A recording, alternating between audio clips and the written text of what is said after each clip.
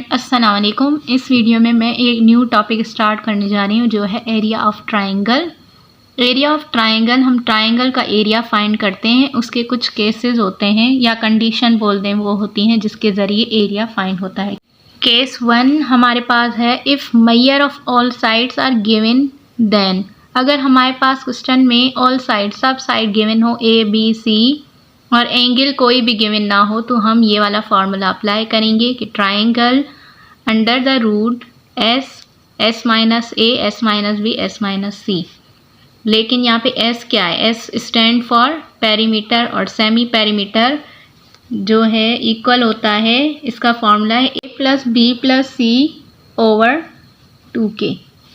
ये first condition क्या थी कि हमारे पास ऑल साइड गिवन होनी चाहिए। और सेकंड कंडीशन या सेकंड केस जो है वो हमारे पास है जिसमें if measure of two sides and one non corresponding angle is given. अगर हमारे पास टू साइड गिवन हो और नॉन करस्पॉन्डिंग एंगल गिवन हो तो हम ये फार्मूला अप्लाई करेंगे। या जान लेते हैं कि कॉरेस्पॉन्डिंग और नॉन करस्पॉन्डिंग का मतलब क्या है। कॉरेस्पॉन्डिंग का मतलब होता है कि हमारे पास एक ट्राइंगल है के यहाँ पे एंगल है अल्फा, यहाँ बीटा एंड देन यहाँ पे गामा। कॉरेस्पॉन्डिंग का मतलब होता है कि हमारे पास एंगल हो, जो एंगल हो उसी की साइड अपोजिट साइड भी गिवन हो। जैसे हमारे पास अल्फा है और यहाँ पे ए होता है, बीटा के सामने बी और गामा के सामने सी। हमारे पास एक क्वेश्चन होना चाहिए जिसमें अल्फा और ए साइड गिवन हो तो हम उसे कॉरेस्पॉन्डिंग बोलेंगे। अगर अल्फा और दूसरे साइड गिवन हो ए ना हो तो उसे नॉन कॉरेस्पॉन्डिंग बोलेंगे। अगर कोई मतलब एंगल गिवन हो उसका अपोजिट साइड जो है वो भी गिवन होनी चाहिए। अगर गिवन होगी तो उसे कॉरेस्पॉन्डिंग बोलेंगे, अगर नहीं होगी तो उसे नॉन कॉरेस्पॉन्डिंग बोलेंगे। तो केस 2 में ये है कि अगर हमारे पास दो साइड गिवन हो एंड नॉन कॉरेस्पॉन्डिंग गिवन हो, मतलब अल्फा हो तो उसकी साइड गिवन ना हो, हमारे पास ए ना हो, उसके अलावा मतलब नॉन कॉरेस्पॉन्डिंग हो, दूसरे एंगल हो और दूसरी साइड हो, उसकी कॉरेस्पॉन्डिंग साइड हमारे पास गिवन नहीं होनी चाहिए। तो हम ये वाले फार्मूला अप्लाई करेंगे। कौन सा? 1/2 A B sine gamma, 1/2 A C sine beta, 1/2 B C sine alpha. Third case देख लेते हैं। इसमें है कि if measure of two angles and one side is given. इसमें यह है कि अगर हमारे पास टू एंगल्स गिवन हो और एक साइड गिवन हो, टू एंगल्स गिवन हो और एक साइड गिवन हो तो हम ये फार्मूला अप्लाई करेंगे। वो है 1/2 A square sine beta sine gamma upon sine alpha, या 1/2 B square sine alpha sine gamma upon sine beta, या फिर 1/2 C square sine alpha sine beta upon sine gamma. इसकी कुछ एग्जांपल्स देख लेते हैं अब जिससे हमें ज़्यादा समझ में आए। जो है वो पूरी डिपेंड करती है कॉन्सेप्ट पे। कॉन्सेप्ट को समझने के लिए, एरिया ऑफ ट्राइंगल के कॉन्सेप्ट को समझने के लिए हम कुछ एग्जांपल सॉल्व करेंगे। पहली एग्जांपल है फाइंड एरिया ऑफ ट्राइंगल। ए जो है वो 3, बी जो है वो 4, सी जो है वो 5। हमारे पास 3 साइड्स गिवन है, एंगल कोई भी नहीं है। तो हमारे पास फर्स्ट केस यहाँ पे यूज़ होगा जो कि है if measure of all side are given then. हमारे पास ये फार्मूला लगेगा कि ट्राइंगल, यहाँ पे लिखते हैं कि अगर 3 साइड्स गिवन हो तो हमारे पास फार्मूला यूज़ होता है triangle under the root S minus A S minus B S minus C. लेकिन हमारे पास साइड्स तो गिवन है लेकिन हमारे पास एस नहीं है। एस को सॉल्व करने के लिए हम एक और फार्मूला यूज़ करेंगे जो है सेमी पेरीमीटर का। S is equal to A plus B plus C upon 2। इसको सॉल्व कर लेते हैं कि S is equal to A हमारे पास गिवन है 3, ए की जगह 3 लिखेंगे, प्लस बी की जगह 4 लिखेंगे, प्लस सी की जगह 5 लिखेंगे, अपॉन में आएगा 2। ए 3 बी 4 एंड सी 5 अपॉन 2 हमने पुट कर ली वैल्यूज़। अब क्या करेंगे, इसको सॉल्व करेंगे। 3 4 हमारे पास कितने होते हैं? 3 + 4 7, 7 + 5 हो गए 12। 12 डिवाइड बाय 2। जब 2 को 12 से डिवाइड 12 को 2 से डिवाइड करेंगे, 2 1 ज़ा 2, 2 6 ज़ा 12, तो हमारे पास पेरीमीटर जो है वो 6 आ जाएगा। अब हम इस पेरीमीटर को ट्राइंगल के फॉर्मूले में यूज़ कर सकते हैं, जो है हमारे पास triangle under the root S, S minus A, S minus B, S minus C. ये बहुत सिंपल है, जस्ट वैल्यूज पुट करनी है और इसको सॉल्व करना है। वो कैसे करके देख लेते हैं कि ट्राइंगल एस की जगह पे हमारा एस जो आया था वो है 6 और एस की जगह पे अगेन 6 और ए है हमारे पास, ए क्या है हमारे पास 3, A3, B4, 6 minus B4 and 6 minus C जो है वो हमारे पास है 5। अब इसको सॉल्व कर लेते हैं। पहले जो ब्रैकेट में है उनको सॉल्व करेंगे। अंडर द रूट 6 में से 3 माइनस होंगे तो हमारे पास आएगा 3, 6 में से 4 माइनस होंगे तो हमारे पास आएगा 2 और 6 में से 1 माइनस होगा तो हमारे पास होगा 1।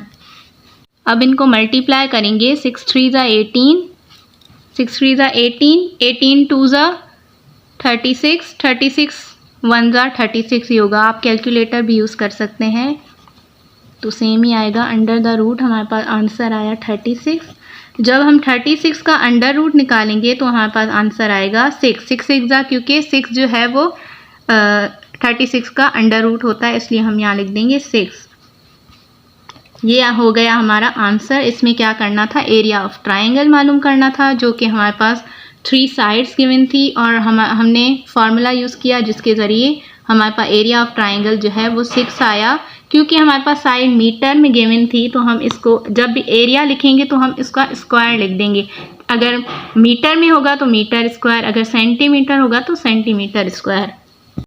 अब हम एक और केस सॉल्व कर लेते हैं, उसकी एग्जांपल लेते हैं जिसमें हमारे पास 2 साइड्स गिवन होंगी और 1 नॉन करस्पॉन्डिंग एंगल होगा, जो कि हमारे पास साइड होगी तो उसका ही अपोजिट एंगल हमारे पास नहीं होगा। तो हम उसको सॉल्व करके देखते हैं। इस एग्जांपल को सॉल्व करते हैं। इसमें क्या है कि find area of triangle. B हमारे पास है 37, सी हमारे पास है 45 और अल्फा है 30 डिग्री के। यहाँ पे हमारे पास 2 साइड्स गिवन हैं और ये एंगल जो है नॉन करस्पॉन्डिंग है। मतलब अगर हमारे पास यहाँ पे ए साइड गिवन होता और अल्फा होता तो ये करस्पॉन्डिंग होता। 2 साइड गिवन हो और एंगल जो है नॉन करस्पॉन्डिंग हो तो हमारे पास केस 2 यूज होगा। यहाँ पे केस 2 क्या है, जिसमें 2 साइड हो और नॉन करस्पॉन्डिंग एंगल हो। इसका हमारे पास जो वैल्यू गिवन होंगी, जैसे साइड जो गिवन होंगे हम वो फार्मूला लगाएंगे। अगर ए सी होता और बीटा होता तो ये लगाते हमारे पास, लेकिन हमारे पास है बी सी और साइन की वैल्यू, साइन अल्फा पता है हमें, अल्फा गिवन है, बी सी गिवन है। सो हम ये लिखेंगे कि ट्राइंगल या area is equal to 1/2 B C sine alpha लिख लेंगे। जो यूज़ होगा एरिया का, area 1/2 B C sine alpha. Values put कर देंगे कि 1/2 बी हमारे पास है 37, सी हमारे पास है 45 और साइन जो है अल्फा गिवन है, साइन अल्फा जो है वो 30 डिग्री, यहाँ लिख देंगे 30 डिग्री। अब इसको सॉल्व करेंगे। ये डायरेक्ट कैलकुलेटर से भी हो सकता है लेकिन हम कर लेते हैं 1/2। अब 37 और 45 को जब हम मल्टीप्लाई करेंगे तो हमारे पास आएगा 1665 और साइन 30 जो है हमारे पास होता है 1/2 के, और हम इसकी जगह 1/2 या 0.5 सेम होता है तो यहाँ हम लिख देंगे 0.5। अब इन दोनों को आपस में मल्टीप्लाई करेंगे, हमारे पास होगा, जब हम इनको मल्टीप्लाई करेंगे तो हमारे पास होगा 832.5। इन दोनों ब्रैकेट की जगह हम ये लिख देंगे, अपॉन में 2 हमारा डिवाइड हो रहा है तो 2 से इसको डिवाइड कर देंगे। जब 2 से डिवाइड करेंगे तो हमारे पास आंसर जो है वो आएगा 416.25। ये हमने एरिया फाइंड कर लिया। मैं इसमें जो केस था वो था कि हमारे पास 2 साइड गिवन थी और 1 नॉन कॉरेस्पॉन्डिंग एंगल गिवन था। जस्ट हमें करना क्या है, उसके मुताबिक जो हमारे पास वैल्यूज़ गिवन हो उस टर्म में, उसके मुताबिक फार्मूला यूज़ करना है, वैल्यूज़ पुट करनी है, देन सॉल्व करना है। अगेन अब हम केस 3 की एक एग्जांपल कर लेते हैं। ये हमारे पास एग्जांपल 3 है। Find area of triangle ABC और अल्फ़ा हमारे पास है 30 डिग्री, बीटा हमारे पास है 60 डिग्री और एक साइड गिवन है C जो है 10 मीटर। हमारे पास 2 एंगल्स गिवन है, एक साइड गिवन है। ये हमारे पास हो गया कंडीशन 3 और केस 3 बोल सकते हैं, जिसमें बोल रहे हैं कि if measure of 2 angles and 1 side is given. अगर हमारे पास 2 एंगल्स गिवन हो और 1 साइड गिवन हो तो हम ये फॉर्मूले यूज़ करेंगे। उसमें इनमें से एक जो सुइटेबल हो वो यूज़ करेंगे। जैसे हमारे पास C साइड गिवन है और 2 एंगल्स गिवन है, वो है अल्फ़ा और बीटा। अगर हमारे पास B साइड गिवन होता तो हम ये यूज़ करते, अगर A साइड तो ये यूज़ करते। अब हमारे पास है C साइड गिवन तो हम ये वाला फार्मूला अप्लाई करेंगे और सॉल्व करेंगे। चलो सॉल्व करके देखते हैं। Area of triangle is equal to 1/2 C square sine alpha sine beta upon sine gamma. अब इसमें एक प्रॉब्लम है कि अगर हमारे पास साइन गामा भी आ सकता है, वो कैसे, हमारे पास एक फार्मूला होता है जिसमें है कि सम ऑफ ऑल एंगल्स जो हैं 180 के बराबर। हम ऐसे लिख सकते हैं कि alpha plus beta plus gamma जो है वो 180 के बराबर है। हमारे पास 2 एंगल्स तो गिवन है, हम तीसरा जब एंगल फाइंड करना होता है तो हम ये मेथड यूज़ करते हैं, ये फार्मूला यूज़ करते हैं। अल्फ़ा जो है हमारे पास है 30 प्लस बीटा हमारे पास गिवन है वो है 60, गामा गिवन नहीं है तो वो सॉल्व करेंगे, और 180। गामा फाइंड करना है इसलिए इसको अकेला यहाँ पे छोड़ देंगे, बाकी इक्वल टू के दूसरे साइड चले जाएंगे। 180 के पास ये प्लस में है तो यहाँ जाके -30, प्लस में है 60 तो यहाँ जाके -60। अब इसको कैलकुलेटर की हेल्प से करके देखते हैं।